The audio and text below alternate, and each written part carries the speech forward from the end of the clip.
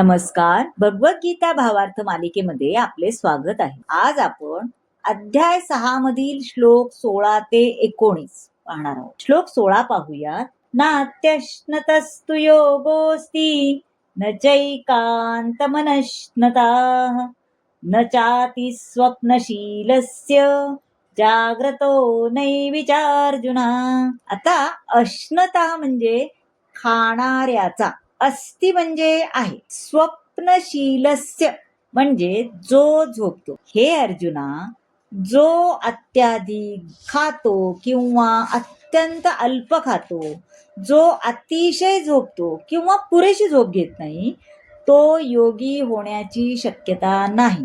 आता इथे योगी जनांसाठी आहार, निद्रा यांचे नियमन कसे पाहिजे ते सांगितले आहे. जो कोणी इंद्रिय तृप्ती करता खातो, स्वतःसाठी अन्न शिजवतो आणि श्रीकृष्णांना अर्पण करत नाही, तो केवळ पापच खात असतो ना.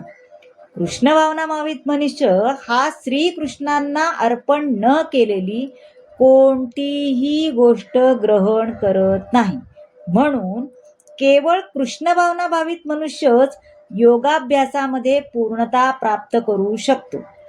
जो मनुष्य आवश्यकतेपेक्षा अधिक खातो त्याला झोपेत खूपच स्वप्न पडतात. जो 6 तासांपेक्षा अधिक झोपतो तो तमोगुणाद्वारे प्रभावित होतो आणि तमोगुणी मनुष्य आळशी आणि अतिशय निद्रोन्मुखी असतो. असा मनुष्य योगयुक्त होऊ शकत नाही. आता श्लोक 17 पाहूया. युक्ताहार विहारस्य युक्तचेष्टस्य कर्मसु युक्त स्वप्नावबोधस्य योगो भवति दुःखः. युक्त म्हणजे नियमित, विहारस्य म्हणजे विहार, श्रम परिहार, अवबोधस्य म्हणजे झोपणे किंवा जाग. जो मनुष्य आपल्या आहार, निद्रा, विहार किंवा करमणूक आणि कर्म करण्याच्या सवयीत नियमित असतो, तो योगाभ्यासाद्वारे सर्व सांसारिक दुःखाचे निदान करू शकतो. आता आहाराचा विचार केल्यास केवळ भगवत प्रसादाचे सेवन केल्यानेच आहार नियमून होऊ शकते. कर्माचा विचार केल्यास कृष्ण भावनाभावित मनुष्य हा श्रीकृष्णाशी असंबंधित असे कोणतेच कार्य करत नाही. म्हणून त्याचे कर्म हे इंद्रिय तृप्तीमुळे कलुषित होत नाही. कृष्णभावित मनुष्याला फावला वेळ कधीच नसतो, कारण तो आपले कर्म, वाणी, निद्रा, जागृती आणि इतर सर्व शारीरिक कार्यांमध्ये नियमित असल्याने त्याचे कोणतेही त्याला भौतिक दुःख नसते. आता श्लोक 18 पाहू. यदा विनियतं चित्तं मात्मन्येवावतिष्ठते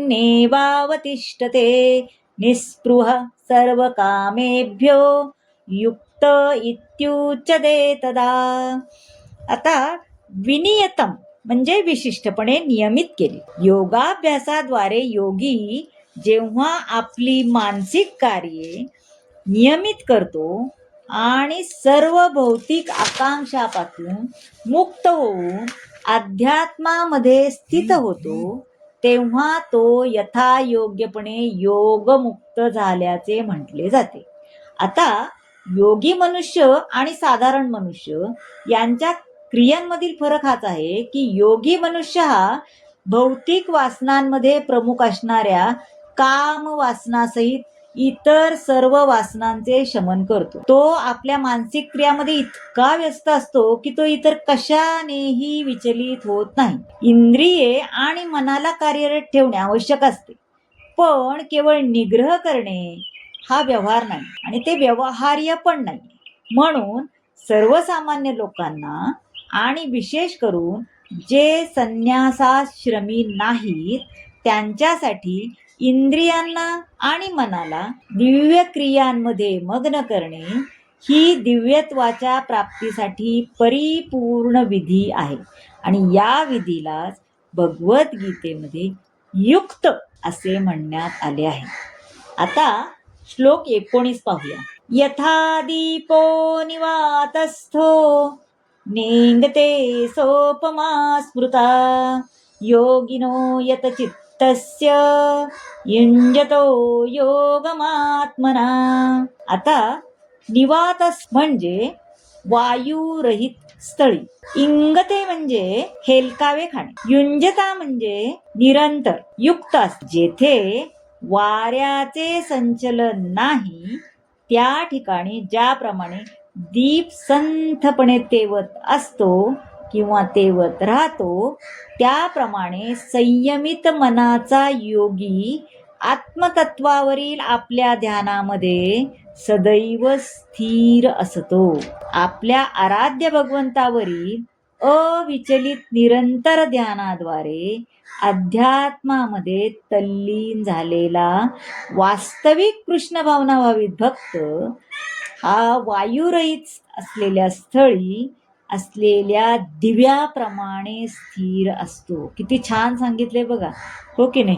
अगदी म्हणजे संन्यासी मनुष्य कसा असावा आणि काय इतकं सुंदर सांगितलेले. मंडळी, कसा वाटला तुम्हाला आजचा भाग हे नक्की सांगा हा. आणि आवडला असल्यास लाईक करा, शेअर करा, सबस्क्राईब करा चॅनलला आणि हो कमेंट नक्की करा. धन्यवाद.